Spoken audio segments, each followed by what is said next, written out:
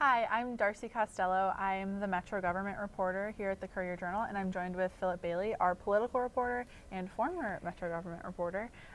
So we're here to talk about Mayor Fischer's budget proposal, which he unveiled yesterday after months of talking about the cuts that were going to be in it. Did anything jump out at you immediately compared to previous budgets you've covered? Well, the first thing is, look, remember Mayor Fischer said that there were going to be $35 million in cuts. We end up seeing only $25 million in cuts. And I believe, Darcy, from your earlier interview this morning with the mayor, he said, hey, that was good math. Congratulations. We found an extra $10 million with different tax receipts increasing, different cost savings. The other thing is that the mayor was saying, and he and the police chief announced earlier in the year after the council rejected the insurance premium tax, saying we're going to have to cancel some of these recruit classes, and now we're finding out, we don't have to do that. We're not going to do that, right? So, which has some people maybe wondering, was that a scare tactic? Was that something that was used politically, or was it, we actually found these savings and made some efforts to improve and found those cost savings in that way? So those were the first things that jumped out to me. The other thing was that, look, poor residents are probably going to be disproportionately impacted by these cuts. For example, let's look at the dichotomy between the public pools, which are being closed, but the golf courses, which eventually will be closed, but are allowed to stay open for the remaining of the season, the current golf season that we're in. The argument from the city is that, look, those golf courses are revenue generating. Golf pros, other folks, amateurs use them, they pay fees, we get some money off of that. Right. We don't necessarily on the public pools. Right.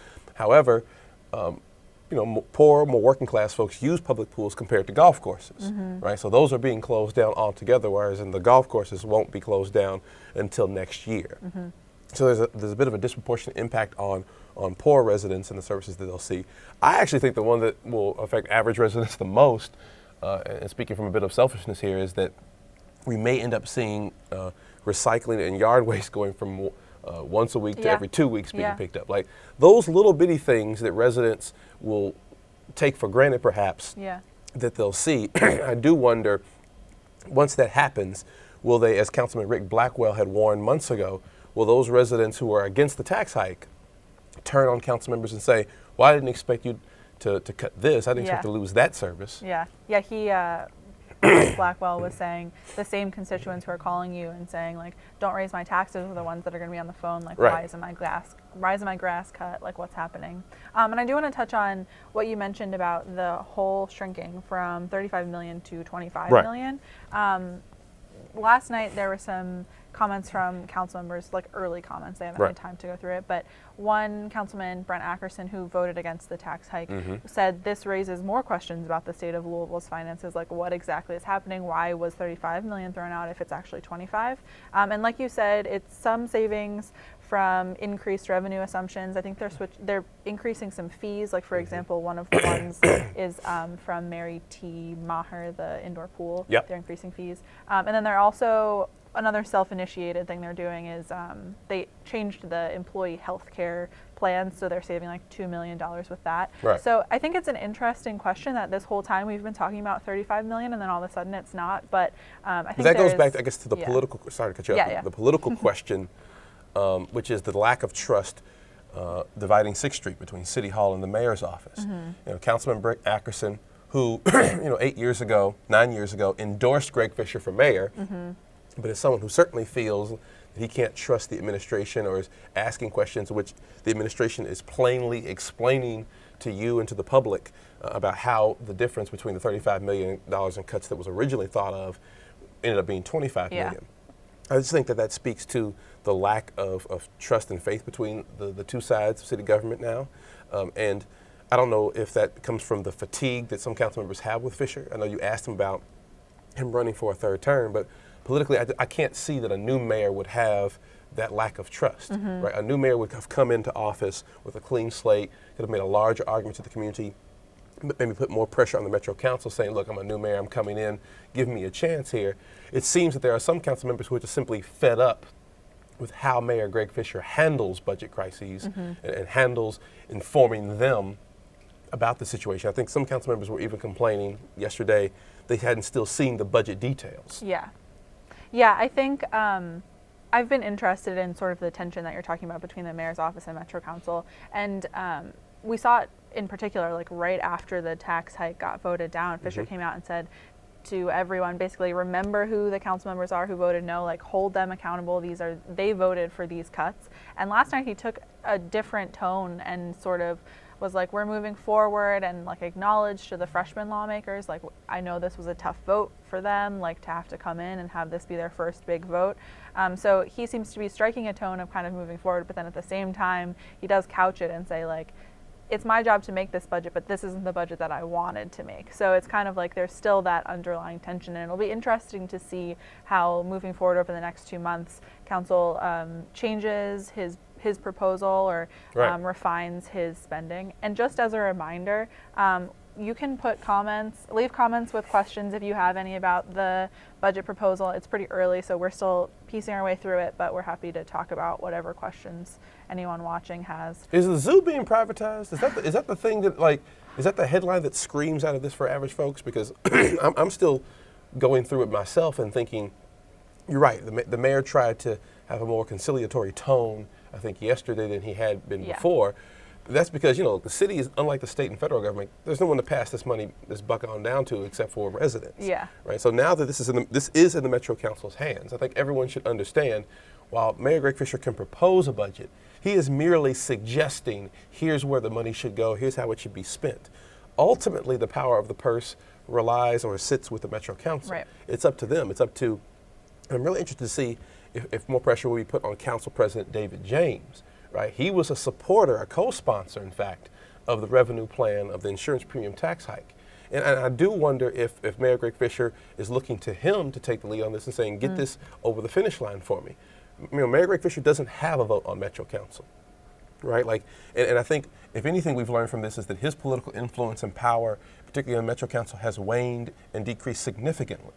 So there's a question of who's going to step up. Is it going to be Council President David James? Is it going to be Budget Chairman Bill Hollander, who seems to be a lot more outspoken on a variety of issues these past few months than maybe even in the past? He certainly is taking positions that are often not in line with Mayor Greg Fischer. On traffic stop. Homeless services, etc. The question is, can those council members who voted for the revenue plan, who failed to get that across the finish line, are they going to be able to come up with something and work with their other council members here? I think that the other question I have is, Council Republicans really seem to appear to have a lot of influence now, more so than ever before. Are they going to be able to come up with a plan? They and the disaffected Democrats who voted against the revenue plan, are they going to be able to come up with something that will both please the anti-tax sentiments that told them to vote against the revenue plan, at the same time, their constituents will be the ones who will see a fire station closed, will see one less ambulance on the street. As Mayor Greg Fischer said today, we're going to see overall 40 fewer officers on the streets, police officers, even after pulling those SRO officers from Jefferson County Public Schools. So this is a big test, but I think that test has now shifted from Mayor Greg Fischer to Metro Council. Yeah, it'll be definitely interesting to see how it plays out. You mentioned the zoo, and I think there are a number of unanswered questions in the budget. The zoo being one of them, and the golf courses. It kind of like the budget cuts. Both of those appeared to be on the chopping block when he first released his February list of cuts. And a couple things got sort of pushed back. For example, youth detention services was going to be handed back over to the state by December 31st. But now the city's planning to manage that for the entire fiscal year. And the zoo, they were going to explore some kind of public-private partnership, and that still appears to be on the table, but the city says it's going to be creating an RFP over the course of the fiscal year, so their only budget cuts are through layoffs and attrition. And we can't forget that too, like there are going to be 100 people, like let's not forget the human aspect of this. There are going to be at least 100 people right now who are employed, who are going to be fired. Laid off is the soft language around it. 88. 88 are going to be fired because of these budget cuts, right? Like that, the face of those folks, being put on the burden of the Metro Council as well. Again, it's something we haven't seen in a very long time, where government's saying, in order to make the shortfall, we're going to have to lay these folks off and get rid of them. I mean, that's something in which you got people, 88 folks who are going to have to go back to their families and who are now going to have to be looking for new jobs, don't know where their next paycheck is going to be coming from. And as we learned from the federal government shutdown, that's not an easy burden to carry at all. Right, definitely. So the zoo, when Fischer held a budget briefing yesterday with reporters and had a question about that and said that the year-to-year income from the zoo, or expenses, sorry, that goes to the zoo was too volatile. Like they could never really predict like how much they would have to put in, how much they wouldn't have to put in. And so he was suggesting that he was interested in some kind of deal where they would have a set amount that the city puts in every year, and then the other people would be more on the hook for those shifting. So a public-private partnership, it sounds like. So not totally giving the zoo over to a private company, but I'm interested for council members, particularly when these amenities are in their backyard, right? Like, will they begin to fight over, well, you can't cut my thing because you voted against the revenue plan, or I voted against the revenue plan, but I want to keep this particular either pet project or service.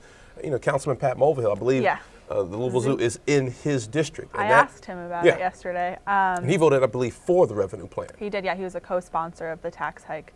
And he said like he had a lot of questions about what exactly it meant for the zoo. So I don't think that he's necessarily fully informed on what the public-private partnership would look like, or that anyone really is. It seems like it's sort of being floated as a potential, but maybe Fischer is hoping that they come to some kind of revenue raising agreement before then, so then the zoo doesn't have to become a public-private partnership. So what's different for me from this budget compared to years past, in which I covered some of those budgets, was, or appears to be, the uncertainty. Yeah. Where like residents are calling us and calling folks and asking, what's this mean? What am I going to see different than in years past? And again, I think that goes back to the political differences and fracture between the mayor and the Metro Council, because it seems like no one appears to know. Even supporters of the mayor's revenue plan, or who came up with the compromise of his plan, right, to double the insurance premium tax rather than triple it, which is what he originally had proposed. It seems that no one can really answer in the details. Who's talking to one another here? Like that's becoming more and more of a question. You have a completely Democratic-controlled Metro government, Democratic-controlled Metro Council, Democratic mayor. Are these folks talking to one another about the details of the future of our city? I think one interesting way where I'm seeing that play out is Fischer's budget proposal assumes that Metro Council will be willing to increase the property tax, adjust it to the fully allowed under law 4% increase in revenue from the previous year. And I asked Fischer, is that a gamble? And he said, I don't know. And so it's let's slow down. This is, I think, a very important part that you just raised. Yeah. Mayor Greg Fischer's budget, which has these proposed cuts that we're talking about right now, we've covered and everyone is focused in on. The money in there, he is making an assumption that that the Metro Council, which just rejected the insurance premium tax hike, is going to raise the property tax on Louisville residents by 4%. No, not the property tax by 4%. So there's a really old state law that says if the property tax revenue that a district collects is more than 4% than the previous year, then it goes to a recall for voters. And so they're allowed to raise it to adjust the property tax rate to where they get 4% more than the previous year, which they're expecting to be like $1.something million. And so and based on the early numbers they're getting, they expect it to be like an increase of about 3%. So that would mean adjusting. So a 3% increase? No, a 3% increase in revenue from the previous year. Okay. Tax revenue. So it's not, the tax rate wouldn't be increasing by 4%, but it is assuming that they're willing to adjust the property tax rate in order to collect that increase. Now, what if that doesn't happen?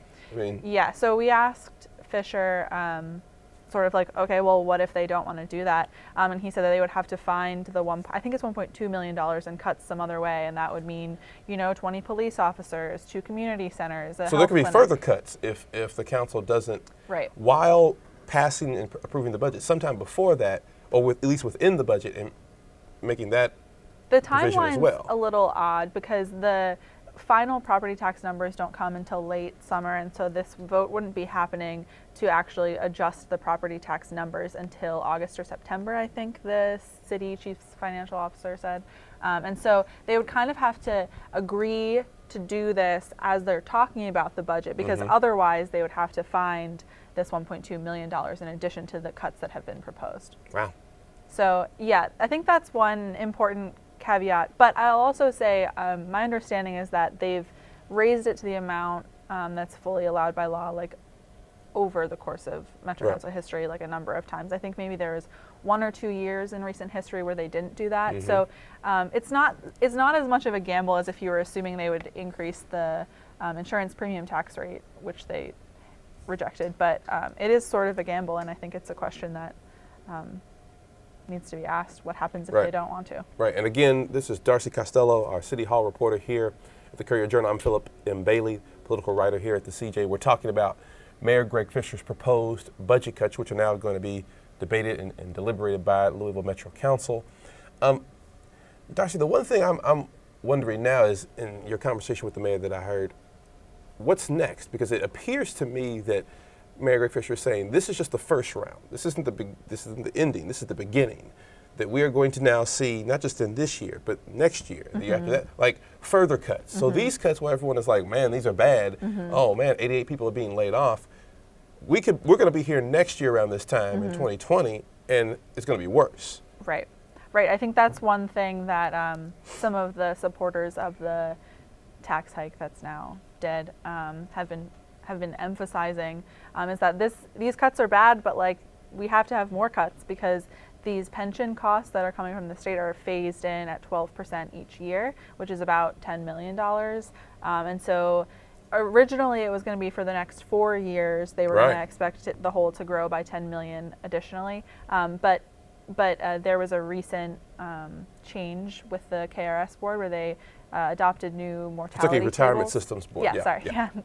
They adopted a new assumption based on mortality tables, which is basically people are living longer, so you have to get more pension payments, so we need to put more into the system. So because those employees, those retirees are living longer, we're going to have to pay more, which basically means more of our money is going to that rather than the services currently, so more cuts because people are living longer, essentially. Yes, and that's not having an immediate effect, because state law caps the increases in pension costs at 12% year to year, but it means that they're going to last, the pension payment increases are going to last even longer than originally So this thought. isn't going to be something, because we thought it was just going to be for the next 4 years, which is the remainder of Greg Fischer's third term. But this is now going to be something that will affect the next mayor.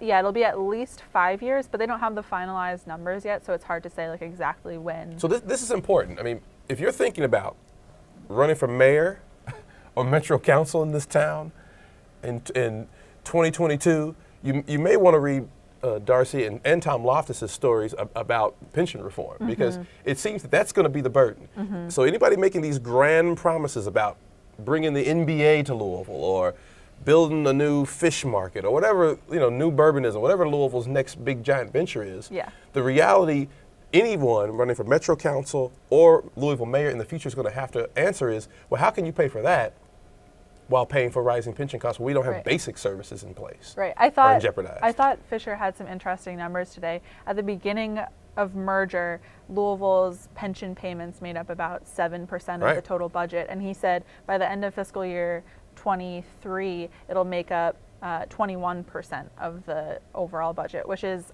a 14 percentage point increase, which is pretty massive. That's tripling what it was originally. But I mean, what does this mean though for Louisville in competition with its peer cities, right? Like we read the news about local governments and what other cities are doing and the moves that they're making and leaping forward. What effect is this going to have on the quality of life of Louisville? It tells me, again, as the political writer looking at it from a political lens, Louisville could be a less attractive city. It may be a more fiscally responsible city and in bare bones as far as its government, but it won't have the flexibility to do a lot of things. Is that going to shift more of the priority to the private sector to step up? Because it doesn't seem like GLI, Greater Louisville Inc., or the business community is saying, okay, we're going to fill that gap. We're going to step up with these different either services or plans or ideas. Where's the private sector on that? Yeah, I think one thing that's really come out of this is an agreement among Metro Council members and the mayor that Louisville needs more diverse revenue options to be able to raise the money that they need in order to not more have taxing to cut options, more taxing options. more ability to raise taxes on someone. Right, Okay. and that's not been something they've convinced state lawmakers of for years, of pushing for it. The local option sales tax, a restaurant tax, they haven't gotten the flexibility that they really want. Right. And so Was part of that sending a message to the mayor, I wonder, from either Governor Bevin or the Republican-controlled legislature to Mayor Fischer, get your fiscal house in order, rather than looking to tax people more? There is an argument out there, and I think Council Republicans and those Democrats who voted against it made that argument, and that's why they voted against the revenue, the insurance premium tax hike. Is the message being sent, no more of these liberal tax hikes, no more of that? Get your fiscal house in order before you come back and asking people for more money. Is that the I think that's an underlying interesting message? question. Yeah. One thing that Fischer mentioned was that one of the reasons he was assuming this property tax adjustment to get it to the fully allowed amount under law was because he's heard from state lawmakers like, you're not even taking advantage of the options that you already have. And so he's saying that this would take away that argument. So yeah, I'm curious, have you spoken to lawmakers before, like when you've been covering the pushes for more revenue, more tax options in the past? What has been sort of the argument against it? Well, I mean, the whole idea of local option sales tax, which Mayor Greg Fischer has been a champion of for years, the main pushback you get from that is that, look, the city of Louisville doesn't need those options further. Like, we have limited home rule for Louisville for decades. The ability for Louisville compared to its other peer cities. That's why anytime people make the comparison between Louisville and some of these other peer cities that are making these leaps and bounds, they have a lot more flexibility in home rule than Louisville does. Right. Much of what Louisville can or can't do is controlled out of Frankfort. Right. And that's been a frustration for Louisville lawmakers, whether Republican or Democrat, for decades Right. now. I don't see that fever breaking, right? Like, I mean, we are having a governor's race this year. We will see if local issues like that insert themselves into that debate, but I don't see that fever breaking anytime soon. And I'm wondering how much of this becomes a part of Mayor Greg Fischer's legacy now. You know, like, the idea was initially, you know, look, we had historic homicide rates. He brought those back down slightly from those historic highs. Louisville has seen tremendous investment. The mayor likes to talk about Louisville's renaissance downtown. I think if you've lived in this city for more than a decade, you see the difference in downtown Louisville compared to 10 years ago. That's unquestionable, right? But to me, the larger question now is that it seems like Louisville has just pretty much pumped the brakes on that. That Louisville, as far as the city government is concerned, our basic question is, can we fix the roads? Right, like that. Do we have enough police officers to even patrol at this point? I mean, that's now the question, not whether or not we can make these grand investments. Can we do basic things? Right, and I think. So to answer your question, no, I don't see any hope for the Republican legislature giving Louisville more tax options. I think the message is being sent to Mayor Greg Fischer, both from the legislature and the Metro Council. You're going to have to make it do what it do. Yeah, and I think that it'll be interesting to see when the pain of these cuts start to set in, if Metro Council changes their tune and is willing to take another look at the insurance premium tax. Fischer said in his speech last night that he wanted the city to take sort of a clear-eyed look at what services they think they deserve and what they're willing to pay for them. And I asked him today, like, is that basically saying that Louisville needs to get more comfortable with raising taxes? And he was like, well, yeah, like, adults understand, like, you get what you pay for, and if you're not willing to pay for it, then you're going to lose city services. So it seems he might have a strong case coming back next year to raise the question about an insurance premium tax hike again, but it'll be interesting to see, like, how bad these cuts hurt and if people start to regret that vote to reject the tax hike. Right. And so if anyone has questions for us, you're welcome to put them in the comments below. We have gotten one sort of question about the golf courses.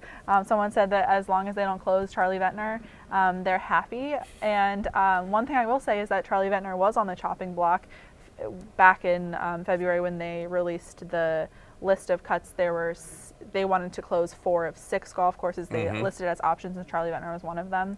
But that's sort of And Charlie Vintner is where again? Just locate that for folks. What area is it? Phillip, where's Charlie Vintner? Okay. I believe it is in Southwest Louisville. I want to say it's in the South End somewhere, but Gotcha. I don't know exactly. Look, here's what I think is going to be interesting. The sprawl of Louisville is going to come back to haunt it in this conversation. Mm-hmm. You're going to see folks say, well, as long as my thing isn't cut, right? As long as the golf course I use, the public pool that I use is open. Right. Then I'm okay with it. Right. And Louisville is a hyper-segregated city, not just racially, but geographically and income-wise, is a very sort of divided city in that regard. Yes. Right. Past studies have shown that. Yes. I'm interested now to see if people will say, well, as long as I'm keeping what I have and my thing isn't shut down, I'm not worried about it. Mm-hmm. I did see a former candidate for state rep, Richard Becker, talk about a personal issue with his family and health issues that they've had, and he's worried about, look, one less ambulance, this fire station closing, how's that going to affect people who call 911, mm-hmm. right? And oftentimes in politics, we don't react until there's a crisis, until mm-hmm. there's something we can immediately see and immediately understand and feel. Are we going to see a situation here where there is going to be an actual adverse effect on average residents, not just that their trash or recycling might not be picked up as often, but seeing a situation where we couldn't make it to a person who had asthma because we had one less ambulance. We couldn't make it to a home that was on fire. Are we going to see some of that being pushed by the administration saying, look, there are actual human consequences? I think that's the one thing that might be missing for folks in this debate about the city budget, is that we're not yet seeing the human impact mm-hmm. that this is going to have on folks. It's mm-hmm. still more theoretical and in the news conversation and not in the street level human conversation yet. Yeah, I think, like you mentioned, they are taking one ambulance off the roads of 26. They are closing a firehouse on Grade Lane, which I think is south, like District 21. Mm-hmm. Mm-hmm. And they are taking police officers off the street effectively. And once those impacts start to roll out, it'll be really, hopefully nothing devastating happens, but like it's hard to say. And I will say that Fischer was able to not cut public safety as largely as he'd originally anticipated. Now, whether that was a scare tactic or whether that was sort of something he'd intended from the get-go, I don't know. Right. But he is preserving 2 recruit classes that were on the chopping block, so there is that. And he also, I think, 2 things that are interesting changes from February to now.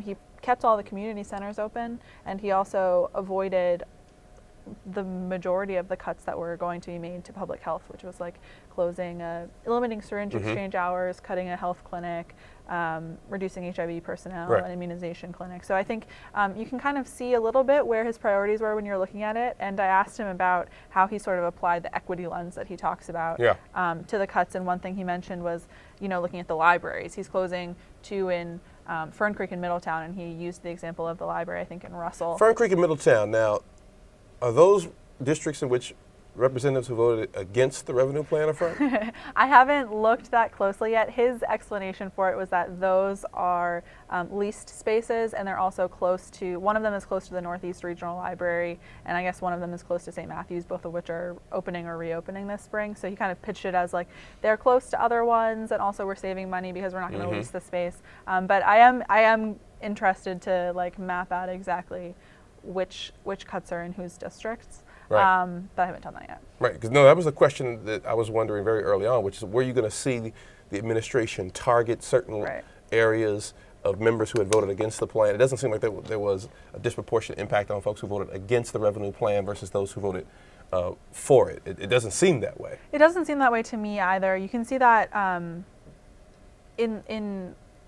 there were a large, if you consider like who voted against the revenue plan as a map, there were a lot of like West End lawmakers who voted against it, and a lot of suburban Republican mm-hmm. lawmakers, and less in the very middle. And it doesn't seem like, to me, from an early glance, that the West End is disproportionately targeted or that the suburbs are, but it definitely bears more analysis and looking more into exactly how each of these areas will be So impacted. has the council announced when the budget hearings begin? I think they start, good question. I have a calendar, but it's not with me, and I haven't looked at it very closely. I think uh-huh. they start next week, though. Right, and it's it's like more than 30 meetings, hearings right. with department heads, and I think 3 public meetings where the public can come talk about what they're concerned about. And kudos, I think, need to be given to Councilman Bill Hollander on this. It was years ago, I believe 2 years ago, where he originally proposed the idea of us having a longer debate period for the budget. There was a time in which the mayor debuted his proposed budget in May, and we had about a month. Which would be an insane month. Right, in a situation like this. But he introduced an ordinance that changed it, which the Fischer administration initially resisted the idea of having a longer debate period on the budget. But now we have a 2-month period to discuss that. So I think kudos probably need to be given to him on, now we have a much larger time frame, twice as much of a time frame to discuss the budget and have the public interested in it. I do want to know, are we going to perhaps see what we saw with the revenue plan, which was that we had different council members having town hall meetings across the community?